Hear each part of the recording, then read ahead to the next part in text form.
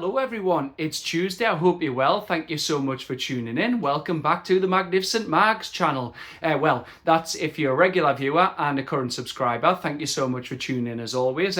If you're a new viewer and this has come up in your recommendations and you've clicked on my video to watch it, thank you so much. And I just want to do the usual opening. Once this video is done, if you like what I've talked about, please drop your thoughts in the comments. I'll respond to as many of you as I can. And please drop all my socials alike. There's a link to them on all my profiles in the bio section via the Linktree URL. And especially if you do like the videos on here and you want the latest ones dropped in your inbox, please do subscribe to my YouTube channel. I'm up to 367 subscribers. Honestly, that's unbelievable considering I only launched this in November. I'm hoping to get to 500 before the season starts. But obviously, I have to keep bringing the content. It has to be good. You have to keep liking it, so I'm going to keep trying to do that. And if you do like it, please help my channel grow even more to bring you much better and bigger content by subscribing. But let's get underway. But I'm not going to start with the news you expect us to. The club yesterday went to Austria for their pre-season training camp. They're not far away from Innsbruck. And they've got the international players back as well. We've seen Sandro Tonali, Alexander Isak, who's absolutely going nowhere, Dan Burn, and our new signings also there in Anthony Elanga. And I've got to say, compared to the on and off nature of the rain today, the surroundings look much better next to the mountains, and it looks much warmer. But yeah, I hope the lads get a good workout in before I join them by watching them from the away end on Saturday up in Glasgow when we play Celtic in the inaugural Adidas Trophy.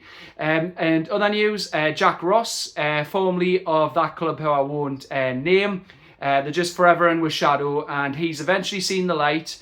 And he wanted to get out the doldrums and do something important with his life. So he joined us a few years ago, and now his reward for his work is to be promoted to head of football strategy. So when we get a new sporting director, because that position's yet to be filled, or if it'll even be filled now Paul Mitchell's left. But at the moment, we'll wait and see if that position will be filled, because based on we're saying Anthony Elanga since we got into July, and this club record bid, we're trying to sign Hugo Ekitike. It looks like Steve Nixon and EddieHowe are doing a bloody good job on their own, so we'll wait and see on that. But yes, the main news in the last 2 hours, it's been reported by Keith Downey of Sky Sports, David Ornstein of The Athletic, and Fabrizio Romano that Liverpool approached her to say they're interested in Alexander Isak. And the laughable thing is they rate him at £120 million. 120 million. We signed him. He's still a club record signing from 3 years ago. I remember it when me and my mate Jimmy were travelling down for the opening round of the Carabao Cup in the August. Down to Tranmere, and when we just before we got to Prenton Park, it basically said we'd put a bid in, it'd been accepted, and he's on his way here. And I remember the excitement of that, and that's I still get that feeling when I watch Isak now. And yeah, Liverpool think in the space of 3 years, his transfer fee after everything he's done has only went up by £57 million. I mean, get off the wacky-backy, get off the drink, stop taking your drugs. But I think he's worth about 175 million, 200 million pounds. And you know what? Liverpool, they're trying to flex the muscles here, aren't they? They think the big boys. Like, obviously they're the biggest club in the country, I think that, but the fan base has been unhinged, honestly. They're like the infected in The Last of Us, that's what I'll compare them to. When you put anything out there on Isak at the moment, it's like stepping on cordyceps and then they just come swarming from nowhere. And I'm not saying it for all Liverpool fans, but the online lot are just insufferable. I thought Arsenal were bad with Isak, but they're forgetting we hold the cards here. 3 years on his contract, we can charge what we like for him, and 120 million will barely get them his goatee. I think, like I said, 175, 200 million pounds, but we don't want to sell him. We've instantly rebuffed it and went, no, go away. No, you're not signing him. And now Liverpool are trying to play a power card. They're trying to basically try and force him into a corner and go, right, well, if you keep an Isak, we're going to go and Ekitike and take him off you. Well, if you know what, that's not the worst case scenario. Look, would I like Ekitike? I'm going to come on to him, of course I would, but sorry, if Liverpool think us keeping Isak and them getting Ekitike to replace the Darwin Nunez is something that'll make us upset, nah, crack on. But they think they can basically tell us what to do. They're like, you keep Isak, we'll get Ekitike. You sign Ekitike, we'll take Isak. But no, what about option C? We keep Isak and we're saying Ekitike. Because look at it. What message would this send to the rest of the squad where our main striker, arguably the best striker in Europe at the moment, or the world, I'd probably say he is, how he's done. Because, yes, Salah finished top scorer, but he's a right-wing forward. Out-and-out striker. Isak's the best striker in the Premier League. He scored more goals than anyone in that position last season. And the rest of the squad look at us saying, oh, we're building, we want to get to the top, win trophies and the title. And then we sell Isak to a domestic rival. What will that say? Look, I'm not naive. If you're a regular watcher of these videos on you, I'm always objective. I do think one day he will leave. But we hold all the cards at the moment. And if we do sell him, it'll be abroad. Like Harry Kane could leave Bayern Munich with his age. And I think he's 32, but one day he'll leave or come back to England. And they might want him. And they're a massive hyper club. But would he go to Germany? I'm not so sure. He played at Dortmund. Don't think he'd go to France. It's a weak league, so that probably leaves Italy. I don't know. There could be a Napoli. There could be a Inter Milan or Real Madrid or Barcelona. And if he went abroad, I could accept that, even if it's for a fee that's slightly less than we get off an English team. Because at the end of the day, I don't want to sell him to a domestic rival. I do not want to see Alexander Isak in a Liverpool shirt, a City shirt, or an Arsenal shirt, any shirt. He's our player. And Liverpool think they hold the cards here. But you know what? Keith Downey's come out and said as well, Liverpool obviously have approached her. We've told them where to go. It's a no, we're not selling them. And I think, you know what, it's agent talk. It could even be us, you know, it could be the club. Because I look at it from two ways. It's one of these situations, I think. It's either Ekitike's agent or Frankfurt have basically done this to Liverpool to try and either put pressure on us to raise our bid for Ekitike, because obviously it's been reported, I'll come on to it, our first bid's been rejected for him and we're going back in, according to Florian Plettenberg.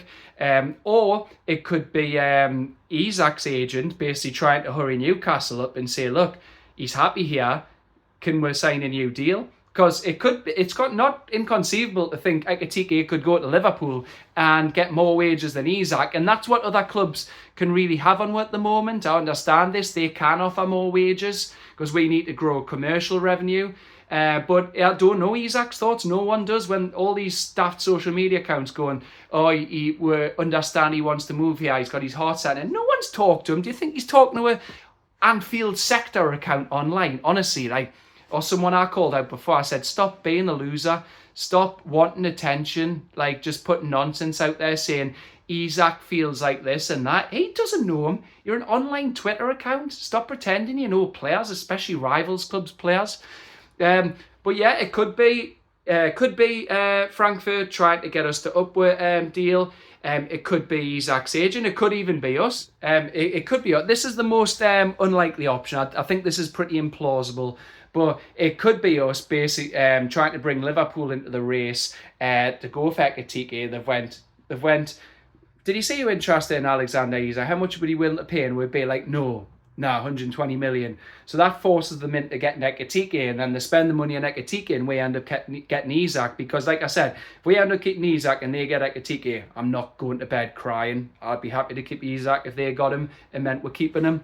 But yeah, we'll wait and see. Again, there's lots of levers to this, but I want to go option C. We're meant to be building a squad. We want Murphy and Alanga on the right, Gordon, Bruno, Tonali, Miley, and Willock as our midfielders. Maybe another if Longstaff leaves. Gordon and Barnes left, Ekitike and Isak up top, and then we could have Trafford and Pope for goal, Tino and Hall as fullbacks, Byrne, Botman and Shea as centre-backs. That is the makings of a good squad. We're not going to win the Champions League. We're not going to title challenge, in my opinion. But we're building towards that. And selling Isak would be absolute madness. But anyway, I wanted to come onto this yesterday. But my friend was home from America and he lives local when he's back. So I wanted to catch up before he goes back this weekend. So we went to the local for some drinks. And when we were there, we saw Sky Sports News breaking the news that... we've bid for Hugo Ekitike, and I think this would be an exciting signing. And looking at this, I had to note some things down. So, super agent Ali Barat, reported by Julian Lawrence, the French journalist, said he was in Newcastle negotiating the player side, and then a delegation from Frankfurt are at Innsbruck in Austria to discuss the club side of the transfer with us. Romano said it was £70 million, Ornstein £75 million. Sorry, they're in euros. And then Keith Downey, £86 million. It's been reported by Florian Plettenberg, Keith Downey's German correspondent for Sky Sports, says 80 million euros, 69 million pounds is turned down. And apparently that was a written offer, and we're going back in with 90 to 100 million euro offer. And terms, this is what he's quoted, have apparently been agreed, but we'll wait and see on that one. And I'll post it on screen. Again, this is just coming from this account. I don't know whether that's legit or not, but apparently Hugo Ekitike favours us over Liverpool because we've held a long-standing interest in him and we really rate him. And you know what? I don't think Liverpool's tactics are trying to bully her. I think the club should stand firm. And if I was Ekitike looking at that, I'd be like, why are they trying to do that? Like, yes, he could go there and be a striker alongside quality players in Salah, but you notice a lot of their players want to leave. Diaz wants to leave. Trent went. Canate is going. Like, and it's just a lot of players that Liverpool fans claim it's a happy club, but a lot of big players are leaving. So yeah, don't believe everything you read. And just quickly going through some of his stats as well. Absolutely good reading these. He's got 50 goals in 151 games across his entire career. He was in the Bundesliga team of the season last season. He got Ligue 1 championship title winning honours 2022 and 3 and 2023 and 4. Though he only played 33 games and got 4 goals before he was loaned to Eintracht Frankfurt in the last 2 seasons for them. 1 season on loan, last season permanent. He's got 26 goals in 64 games for them.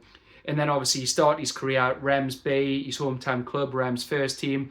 Then he went on loan to Velge Bold Club in Denmark, and then he played for PSG. But I think he's an impressive striker. And people saying he can't link up. Well, we've got history of people telling where strikers can't link up, and they can. Pedro and Andy Cole, when I first started watching them, we were on 92.3. When I was 5-6 year old, they were unbelievable. And then you look at Alan Shearer and Les Ferdinand, 49 goals between them before he was criminally sold to Tottenham Hotspur. I'm still not over that to this day. Dalglish ripping up that squad, and I don't care if it came from above. He'll always be the one remembered for doing that to a squad. And looking at some of his attributes, the Athletic covered him. Obviously, he's very quick. He's got on the counter-attack. His goal at Tottenham Hotspur last season in the Europa League quarter-finals proves that. He's got good close control, dribbling.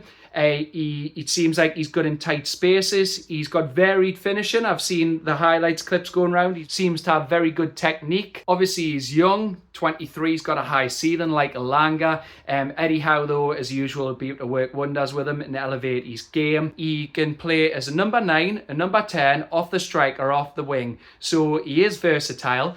And going back to Pedro and Cole and Shearer and Ferdinand, he did link up with Omar Marmoush before he was sold to Manchester City, and they said they understood each other's game and they rotated between them. So it shows you that it is right. He's not coming in to replace Isak. He's coming in to play in a formation to play with Isak.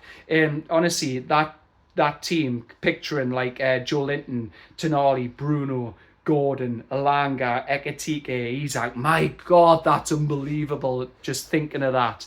Obviously, it's all hypothetical at the moment. We need to wait and see what happens. But I think the club are future-proofing as well, because if Isak was to leave, well, we have got 3 years in his contract. We hold all the cards. He's not leaving at the moment. But if we were to sell him, be a club record fee. But then if we did sell him, or say Gordon, every club would know we have a lot of money to spend. And then they'd just be like, if we wanted a striker, goals are the hardest thing to score in football. And it's the hardest position to fill. Strikers command top money. It'd be one of those situations, if we didn't get Ekitike in now, they'll charge you a fortune. So get him in now. He could play with for 2-3 seasons, build a squad, and then just see what that comes of it. And then if Isak was to leave, we've got a ready-made replacement. We're not scraping around looking for a striker who'd cost a fortune. But that's it from me for now. Thank you so much for watching. As I said at the top of the video, if you do like my content, please drop all my videos a like. Please subscribe to my YouTube channel. Help us get them up to 500 before the season starts. That would be a fantastic target to reach. I hope you all have a good week. And I'm looking to bring another video to you a bit later in the week. And then I'll also do one when I'm up in Glasgow at the weekend for the Celtic match. But for now, take care. Thanks for watching, everyone. Bye for now.